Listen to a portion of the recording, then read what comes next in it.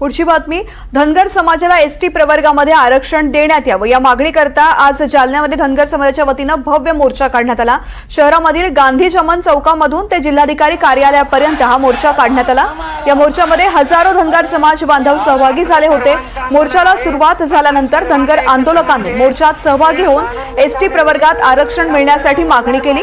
यावेळी जोरदार घोषणाबाजी करण्यात आली। दरम्यान धनगर समाजाला एसटी प्रवर्गात आरक्षण न मिळाल्यास आणखी तीव्र आंदोलन छेडण्याचा इशारा धनगर समाजाच्या वतीनं दिला गेलाय।